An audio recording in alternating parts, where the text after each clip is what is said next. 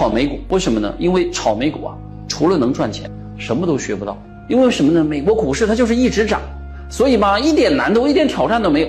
还是咱们大 A 好，进去你只要炒上个2、3年，哎呀，什么 K 线图啊，什么政治啊、经济呀、国学呀、国际形势啊、玄学呀、这个风水呀，哎呀，你这样样精通。就算没有赚到钱，但是能够持续不断的提升咱们每一个人的能力和知识，这样的市場真的是充滿魅力，讓人無法自拔。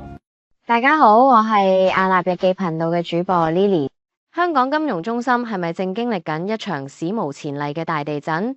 最近大家最常用嘅幾間中資券商富途、老虎、長橋接連收到監管當局嘅巨額罰單。呢件事背後隱藏嘅真相，絕對比表面睇落去更加驚人。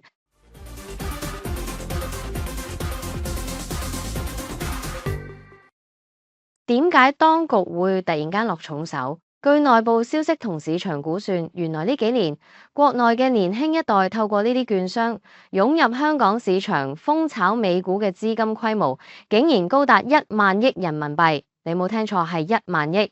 呢啲排山倒海嘅資金流，唔單止令到美股市場感受到中國散戶嘅威力，更加係直接觸動咗監管層最敏感嘅神經。當1萬億資金寧願捨近取遠，都要避開 A 股、港股去追逐美股嘅時候，當局終於坐唔住啦。呢次被罰嘅金額加埋落嚟相當驚人，原因通通指向一個核心：非法經營跨境證券業務。簡單講就是呢啲券商喺冇牌照嘅情況下，變相幫呢1萬億資金偷渡出去。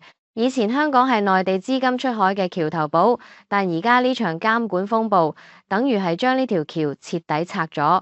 富途、老虎、長橋呢啲曾經嘅財經明星，而家變成了被整肅嘅對象。呢種自斷經脈嘅做法，令到成個香港金融市場嘅流動性同吸引力大打折扣。好多人開始問，如果連買個股票、配置下資產都要被當成犯罪咁查，呢個所謂嘅金融中心仲有乜嘢自由可言？呢個回力鏢打得最痛嘅，其實係中國自己。大家諗下，點解中國公司要去美國、去香港上市，就係為咗美金，為咗國際資本。但而家你連自己人買自己公司股票嘅路都封印埋，海外投資者仲邊有信心入市？當富途、長橋呢啲主要渠道被截斷，中概股喺海外就失去咗最忠實嘅支撐力量。結果係點？就係中概股嘅流動性乾涸，估值跌到殘。呢種做法直接影響咗未來中國公司去海外集資嘅能力，簡直係斷咗自己嘅財路。當你將大門關上，香港作為融資中心嘅地位喺呢一波接一波嘅監管之下，真係好似經歷緊地震咁，根基都搖動埋。監管越嚴，反而令到新一代嘅投資者睇得越清楚。點解後生仔寧願冒險都要將個1萬億投向美股？第一係規則透明，美股嘅強大係因為佢嘅制度。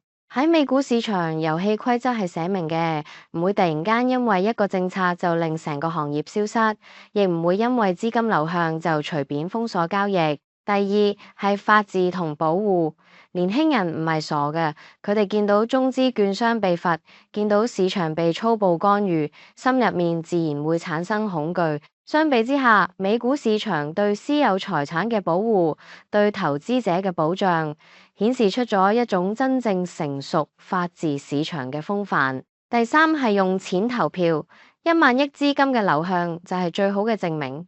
當內地同香港市場充滿不確定性，資金自然會流向最有活力、最自由嘅地方。後生仔更加睇好美股，係因為佢哋睇透咗，只有喺一個尊重市場規律、尊重投資者嘅地方，佢哋嘅財富先至係真正屬於自己嘅，而唔係隨時準備被收割嘅韭菜。總結嚟講，富途、老虎、長橋被罰，只係一個縮影。呢場地震震碎咗好多人對香港金融中心嘅幻想。當一個市場開始內循環，佢就注定會失去國際競爭力。而美股之所以長盛不衰，正正係因為佢夠開放、夠法治，呢啲先至係全球資金，包括嗰1萬億年輕人嘅錢真正嚮往嘅地方。